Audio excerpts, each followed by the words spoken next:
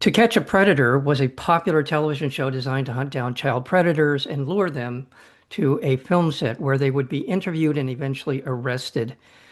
The film, the documentary film Predators, is a chilling, thought-provoking exploration of the scintillating rise and staggering fall of the show and the world that it created, and so much more. We're going to get into all of this. It's a terrific documentary film. We're joined today by the director, David Osit. David, welcome to the program. Thanks, Mike. Thanks for having me. Thank you. I do know a little bit about the genesis, or at least the idea of the film, how it got started in your own mind, but you weren't quite sure, I think, at the time, what kind of a film you wanted to make about this phenomena.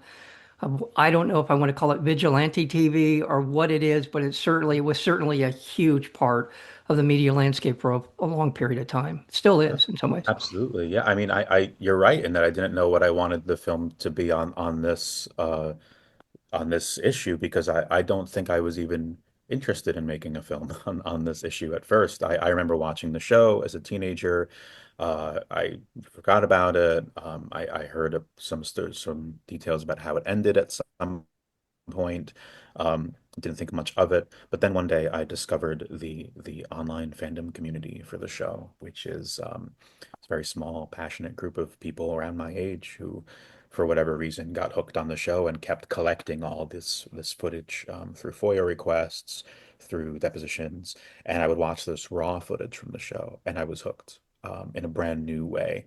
It didn't remind me at all of the show I remembered watching from 20 years ago. It was flabbergasting in a very different way. I felt I would feel really bad for these guys, and then I would read a chat log of theirs and feel disgusted at them, and then go back to watching the show and feel bad for them again. I kept having this back and forth. And actually, what I ended up realizing was I just wanted to make a film about that feeling, about this feeling first of how it feels to kind of not know what ground you're standing on when it comes to how you are deciding whether something feels right or wrong. Uh, right or wrong, meaning in this case, how we're treating these men for their crimes, or their potential crimes. And that was the catalyst for me was what if I could make a film with that sort of discomfort as its backbone, and then that ultimately became 2 years of work.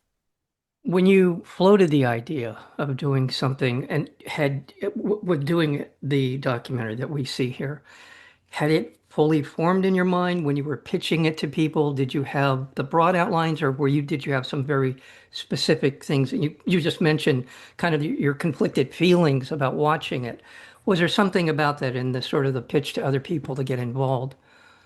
I knew what questions I was interested in asking when I was pitching. Like I knew what the film could be about, but for the sake of of this podcast, I think it's helpful to also note that that there are also some baked in elements to the story that made it a lot easier to pitch.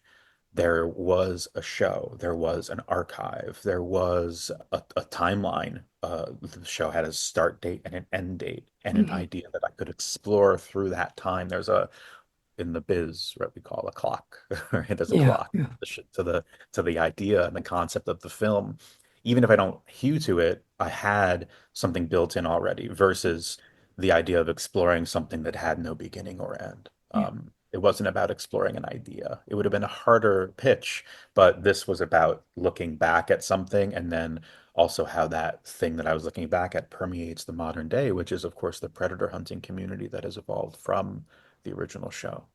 That's the reason I asked, was basically to kind of understand that, because it is it is a thought-provoking film to watch. And I will say at the outset, there's no justification for men or women being predators Training yeah. towards children. There's no justification whatsoever. But introducing kind of a humanizing element into this story is a very tricky thing to do without, you're not justifying their actions, but you're bringing context. Well, I have the same exact conversation with Chris Hansen in the film at a certain point. Spoiler, but Chris Hansen's in the film, and I say and I ask him, and he says that he can't think of anything justified either. And I'm quick to say I'm not interested in trying to justify it. I'm asking to explain it. I'm asking to explain it because the film's really, to me, it's not about trying to make you feel sympathy for predators or people who have predatory behavior. It's about just thinking about how do we treat people in society when they are the lowest of the low, when we've decided that their humanity is gone. How do we express our humanity towards them? That to me is what is interesting. That's to me what the genre of reality TV slash true crime really is preoccupied with in a Yeah. complicated way. That's to me the issue. In the same way that QAnon wasn't ever really about caring about what happened to children, it was about a political tool to make others into others, right? And Yeah. so that's the correlation for me. It's about is if someone thinks that the film's about trying to find sympathy for predators, they kind of miss the point. It's just about our humanity as a whole. Right. And I really hesitate to go down this road, but there's been enough research into this field of behavior, of predatory behavior to know that usually people who do it have been the victims of the same kinds of behavior. It's So, often true. That's often true, and I think again, it's a question that the film lives on the periphery of these questions yeah, without right. getting bogged down by them, which is what I'm grateful for because it's not about that stuff, but it's to play devil's advocate. Would it change our opinion of somebody doing this if we understood why they do it versus if we can't? Yeah, Does that yeah, change the way we treat a human being? Does that change the way we punish them? These are not questions that a film can answer, but I don't think films are at their best when they try to answer questions anyway. That's my no. personal opinion. So I think that it's just part of the world we have to live in. Well, thank you for indulging me in that. I just wanted to kind of clear the deck a little bit in terms of that because what you're talking about is what the film is about. The film is about kind of the blood sport of watching people, as is said in the film, watching their lives end in front of you, literally knowing mentally, psychologically, maybe physically, their life is over when these things happen. And how does that become entertainment? How does that become something that we, the bread and circus of the 21st century, how are we dealing with it? And you mentioned kind of the spin-off effect, the people who have become a part of the substructure of this kind of programming, this kind of a mindset. Is that a fair way to put it? Absolutely. Yeah. I want to talk about a little bit about the Mark Ronde. Do I say Correct this? or wrong. Yeah. Mark Ronde. He's part of what I was describing, sort of people who have been the victims of predatory behavior sometimes. He's sort of in that camp, but he's also widens out the scope in all of this. His sort of commentary over the course of the film. I'd like to talk to a little bit about Mark and why you brought him into the film. Yeah, I cast a wide net at the beginning of production, which I like doing at the beginning of an idea if I'm trying to find the language for the movie. And I interviewed him on background at first, so I thought I understood he was in the UK. He's in he said uh, Cambridge, and he has been embedded with these predator hunting communities for years, and has just written a book about them, about his time doing this. The book hadn't come out when I first talked to him, just an essay, but the book is now out. And I was really interested in hearing his experience. And the more I talked to him, the more I realized that we not only were both interested in the similar elements of this world, but we were both feeling a little bit morally conflicted about our own time being in the world. And I realized this basically over the course of our interview. And then, yeah, in some ways he became a voice of the filmmaker by being in the movie, but he also takes a sort of unexpected role in the film that you don't really predict when you're first watching, but kind of exposes itself gradually as the film goes on, where he sort of inhabits a different role and helps kind of bring out another character that's unexpected in the film, which is me, which is my own self, and that I become sort of a character within my own film, which happens kind of not as much as you'd think. Like films usually kind of begin with the personal element, or they never have the personal element. But I kept getting really excited by the idea of what if it really gradually reveals itself over time.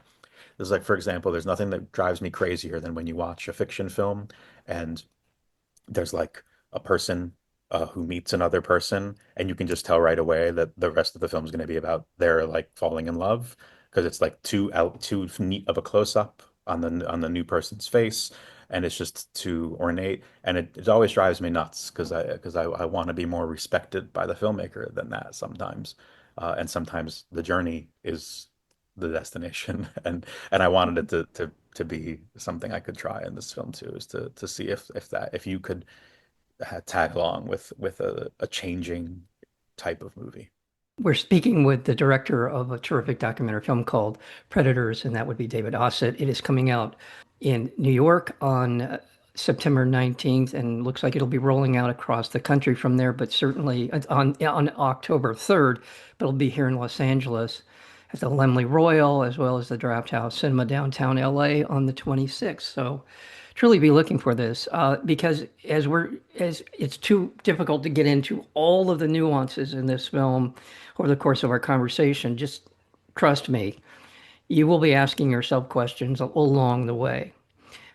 You bring into the conversation decoys in these sting operations. You bring in some of the people in law enforcement, and then we wind up in this other netherworld of imitators. And the relationship between them and law enforcement is troubling to me.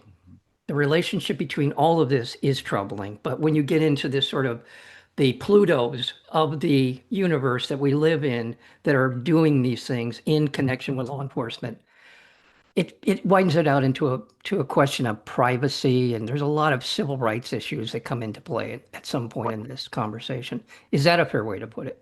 Sure, absolutely. Yeah. Yeah. I mean, I totally agree. I don't know if you want me to comment specifically on what I think those issues are or Sure. not, but I think they're it's complicated, right? It's complicated. This is a show that was this was kind of the first of its kind that really blended law enforcement and journalism for the sake of creating entertainment, and also featured a very small but robust kind of vigilante element in that the show hired a group of nonprofit volunteers from an organization called Perverted Justice, which were just, civilians who were leading the investigations in many ways and finding the men and would have the chat logs. And a lot of this stuff doesn't feature into the film, but that's a real part of the story, was that Perverted Justice was this group that just kind of was in charge in a lot of ways of telling NBC what to do and then telling the cops what to do, and that became this template for a successful TV show, which started as journalism, but then became entertainment. But no one really noticed when it became entertainment; it just Right, did, right. and that's obviously a very common model now. Is Chris Hansen, if you were speaking to him, would call it enterprise journalism, and but it's not a new model, but it's new in the sense that it's on TV and it gets into homes, and now it's on the internet, obviously, and then people can make their own content under the guise of it being journalism and it being okay. And so now you have predator hunting communities on social media and even just off of social media who are doing what they're doing without police being involved, because at some point it just kind of became acceptable to Yeah. go out and catch people and attack them and beat them up because the police aren't doing anything about it. Well, and this again, and I don't want to, this is a kind of a broad question. I don't want to get too far down this road, but I do feel like we're entering into an era with the new administrations for sure, is what I call officially sanctioned vigilantism, officially sanctioned extra judicial, law enforcement, whatever it is, there's a real feeling out there that if you're doing what they want you to do, you're going to be fine. You're going to be okay. If you're doing the bidding of this whatever whoever's in power, you're fine. And that's what this feels like to me. It's a really troubling and in many ways terrifying idea of militias and vigilantes. I just don't have another good word to use for it. Well, I will say that a lot of that outcrops from a sort of decaying social Yeah, floor yeah, and a sort of decay in social services, a decay yeah, in ability for people to get help, to feel safe. Some would argue that that comes from feeling kind of not safe in your home because of crime. Some would argue that it comes from not being able to make your bills or to pay your rent. But it all comes down to if we don't feel safe in our communities, we tend to try to find safety in other communities, and we tend to gravitate towards people who are interested in providing safety. This issue really comes down to, I think, a lot of interest in catching bad guys because it's just easy to say you're catching bad guys, and then you catch the bad guys, and these are bad guys that are easy to catch because they keep doing it.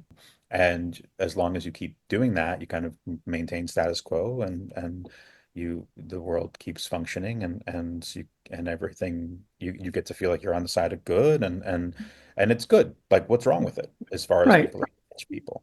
But that opens up to the question, if you keep moving the goalpost, that's who are the quote unquote bad guys? And that's where this discussion is going to end up. Of That's course, a and that's very much my interest is I think, you know, I think we're living in a moment where uh, it's very easy to decide who is bad, who's not worth humanity, what we're okay with in terms of when humanity's taken away. Right now we're talking in early September of 2025. We're in the midst of a genocide happening in the Middle East. There are people who have decided that that's acceptable because we've decided that their humanity is worth less than other people's humanity. exactly, And exactly. it's a It slow burn, is. but It at a is a certain slope. point you're on fire. We are on a slope. I mean, you look at Sudan. I mean, that's been going on for a while. Look at what's happening in Gaza. Yeah, absolutely, absolutely. And people keep pretending to not see it. People who matter are pretending that well, or that they can't do anything about it. I would argue it's worse Yeah, than pretending to not see it. I think it's actually that you see it, and in the context of this film, you see what's happening to these men, and it's fine with you. yeah. Like No, that's true. You're right. you can. It's ironic. You asked earlier this idea about justification, and justifying what happened, like why men do what they do, and I was saying that it's not about justifying, it's about explaining. But the one thing that the show ironically does do is justify how it treats the men on the show. That is endemic to how this sort of entertainment has to work. It has to be able to justify its existence, which is true of documentary film, by the way. Like, I have to be able to say that there's a reason you should be watching a film, or that, like, I'm not on the side of evil by doing something. And I wanted to play with that in the film Yeah. as well. Well, Yeah. you did a masterful job. My congratulations to you on the film. Film is called Predators. We are speaking with the director, David Osit. David, thank you so very much for your work and thank you so much for your time. Thanks so much, Mike.